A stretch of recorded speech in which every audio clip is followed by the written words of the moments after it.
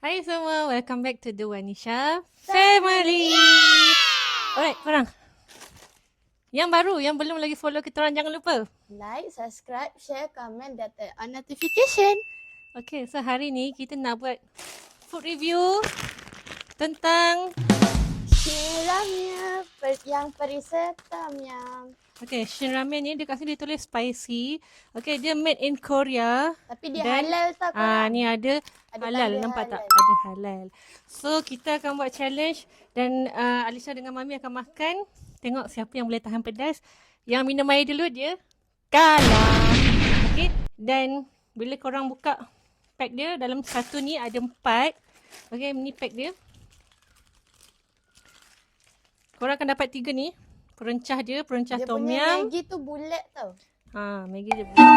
Lepas tu ada sayur vegetable mix dengan ada tom yum paste. Saya ada air disediakan tapi itu in case je lah. Okay, so Mami confident ya Mami akan menang. Sebab Mami boleh tahan pedas lah. Okay, so challenge start now. Kita buat ASMR sikit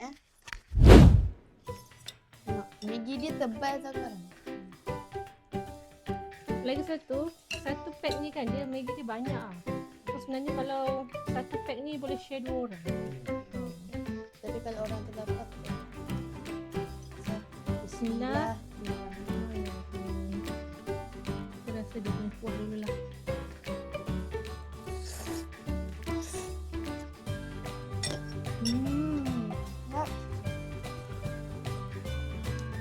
Dia masuk mulut tu dah terus rasa pedas tau. Tapi Dia rasa tom yum.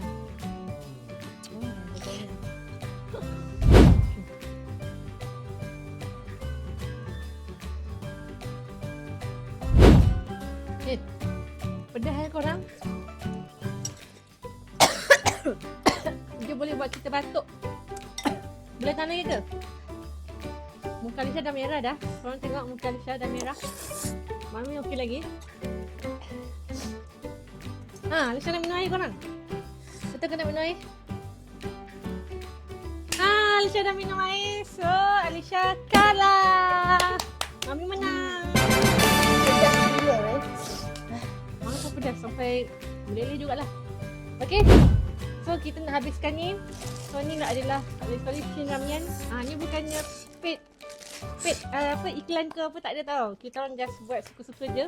Tak sponsor tau.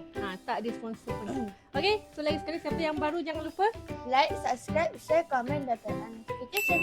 Alright, so kita jumpa dalam next video. Bye-bye.